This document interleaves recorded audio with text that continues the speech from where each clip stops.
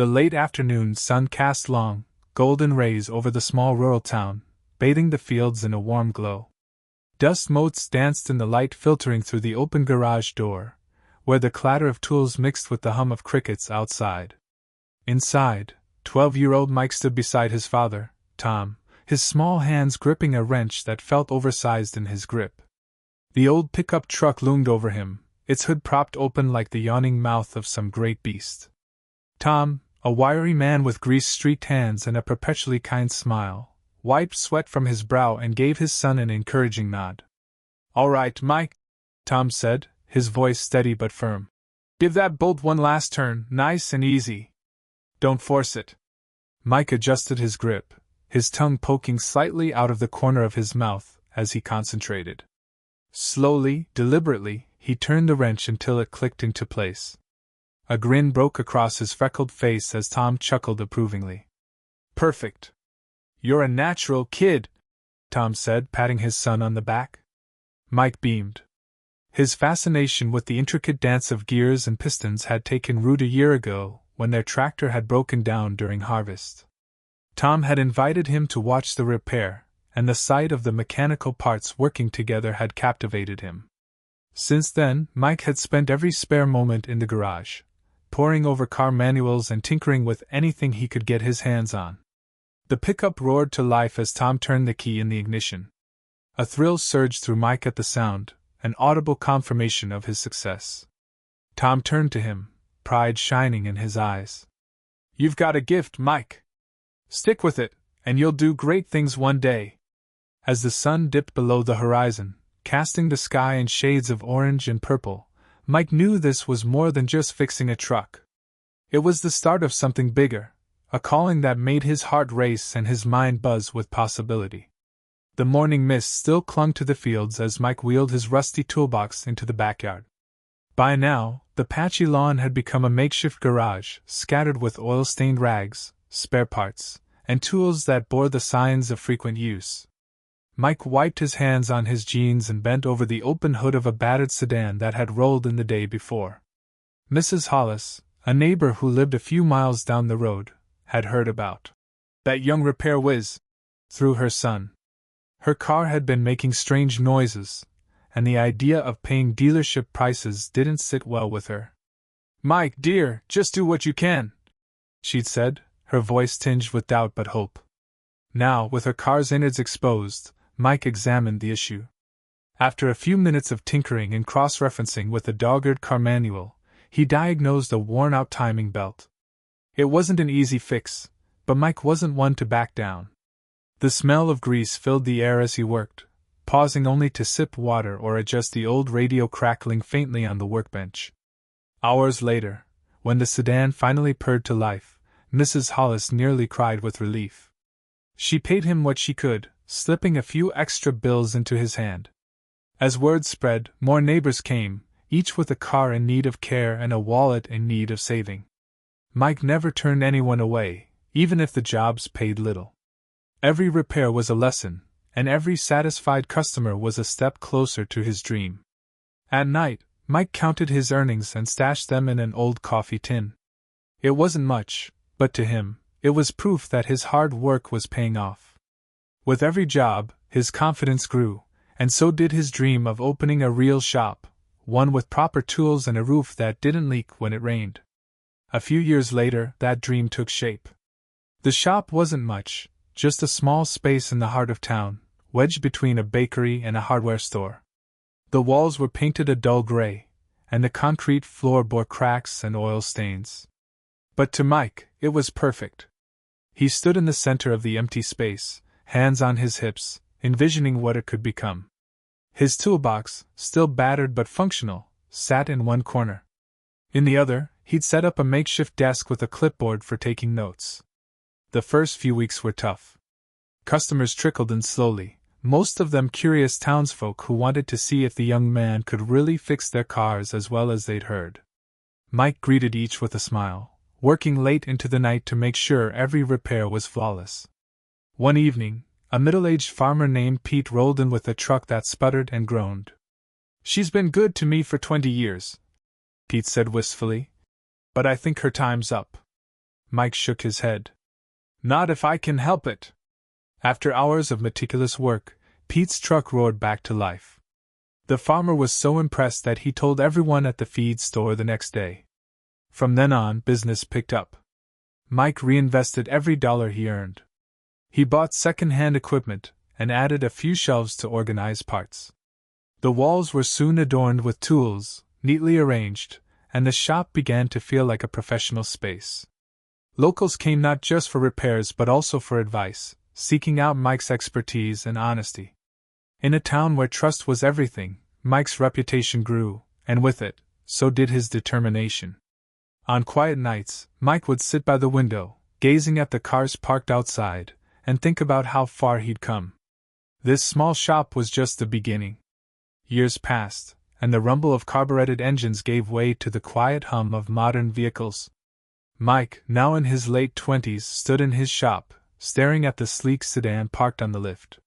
Its polished exterior reflected the fluorescent lights overhead, but it was the complex dashboard and array of sensors under the hood that caught Mike's attention. Adaptive cruise control, hybrid engine, these things are practically computers on wheels, he muttered, scratching his head. Cars were changing fast, and Mike knew his traditional approach wouldn't cut it for long. That evening, he stayed late, poring over an online course on modern automotive systems. The diagrams and technical jargon were intimidating, but Mike wasn't one to back down from a challenge. Weekends became workshops. Mike traveled to nearby cities to attend training sessions, where he learned to use diagnostic scanners, interpret error codes, and handle intricate repairs that older cars never required. He invested in a new set of tools, stretching his budget to buy a scanner that could communicate with the increasingly complex onboard computers of modern vehicles. Some of his customers, wary of these newer cars, came to him with questions. Mike, can you even fix one of these things? They'd ask, hesitant. Mike would grin, his confidence growing with each success. If it's got wheels and an engine, I can fix it. Soon, his shop became the go-to place for all kinds of repairs, from vintage trucks to cutting-edge hybrids. The transition wasn't easy, but Mike's willingness to adapt kept his business alive and thriving. He wasn't just fixing cars anymore, he was mastering technology, staying one step ahead in a field that never stopped evolving. The day had finally come. Mike stood in front of a freshly painted building, the sign above gleaming in bold letters, Mike's Modern Garage. Gone was the small, cramped space he'd worked in for years. In its place was a sleek, state-of-the-art facility with multiple bays, hydraulic lifts, and advanced diagnostic equipment. The smell of fresh paint and new rubber filled the air, mingling with the excitement buzzing through the crowd gathered for the grand opening. Neighbors, loyal customers, and even some curious passers-by had come to celebrate. A local news crew filmed the event as Mike stepped forward, a bit nervous but proud. Thank you all for your support, he said, his voice steady despite the lump in his throat. This shop is more than just a place to fix cars. It's proof that hard work, passion, and a little bit of stubbornness can make dreams come true. Applause erupted, and Mike cut the ribbon with a pair of oversized scissors, grinning as the crowd cheered. Inside, the garage was a marvel. Rows of tools gleamed in the light, every shelf meticulously organized. A dedicated waiting area with comfortable chairs and coffee machines offered a stark contrast to the bare-bones operation Mike had started with. Customers could watch their cars being worked on through large glass windows, a testament to Mike's commitment to transparency and trust. The first week was a whirlwind. Cars of all makes and models rolled in, and Mike's team, handpicked and trained by him, worked like a well-oiled machine. Each repair reinforced the community's faith in Mike's abilities and cemented his garage as the go-to spot for reliable service. Late one evening, long after the last customer had left, Mike sat alone in the office. He looked out at the neatly arranged bays, the soft hum of the building's equipment filling the silence. This was more than a garage. It was the culmination of years of struggle, learning, and unyielding dedication. For the first time in a long while, Mike allowed himself to sit back and savor the moment. His journey was far from over, but he'd reached a milestone he'd once only dreamed of. The hum of air compressors and the rhythmic clinking of tools filled the garage as Mike walked through the bays, clipboard in hand. His modern garage was bustling with activity, every lift occupied, every technician busy. Business was booming, but it wasn't without its hurdles. "Mike!" called Sarah, his newly hired service manager, from the front desk. "We're running behind on the scheduling again. Mr. Foster's car won't be ready until tomorrow, and he's not happy about it." Mike sighed and rubbed the back of his neck. Juggling the demands of a growing customer base, managing a team of employees, and maintaining the high standards he was known for was proving more challenging than he'd anticipated. "All right, let's prioritize the urgent jobs and communicate the delays honestly," Mike said, his tone firm but calm. "And remind Foster that we're giving him a discount for the wait." Later that afternoon, one of his technicians approached him with a furrowed brow.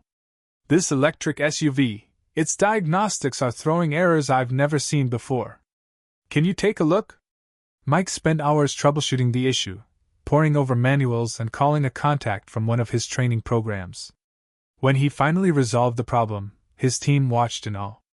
"This is how we do things," Mike said, addressing them all. "We solve problems, no matter how tough they are."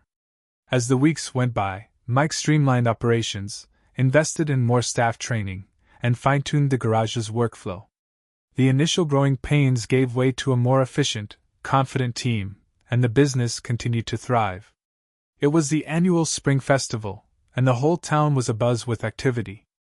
The streets were lined with food stalls, live music played on every corner, and families milled about enjoying the festivities. Mike had joined in the fun, handing out flyers for his garage and mingling with old and new customers. Midway through the day, disaster struck.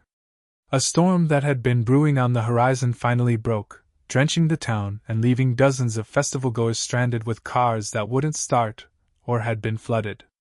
Panic spread through the crowd, but Mike quickly stepped in. "Bring them to the garage!" he shouted. "We'll figure it out." For the next 48 hours, Mike and his team worked tirelessly. They stayed overnight, repairing vehicles and reassuring anxious customers. The advanced equipment in the garage proved invaluable, allowing them to quickly diagnose and fix issues. Exhausted but determined, Mike personally fixed the last car as dawn broke on the second day. The grateful look on the customer's face made every hour of lost sleep worth it. The town rallied around Mike after the ordeal, praising his dedication and skill. That day solidified his garage's reputation as not just a place to get cars fixed, but a cornerstone of the community. Years later, the sign for Mike's modern garage had become a familiar landmark in town. The business was thriving, with loyal customers and a team that ran like clockwork. Mike, now in his 40s, leaned against the counter, watching a young mechanic wrestle with a stubborn bolt. The kid, barely out of high school, reminded Mike of himself at that age, eager, determined, and maybe a little unsure. "Need a hand?" Mike asked, walking over.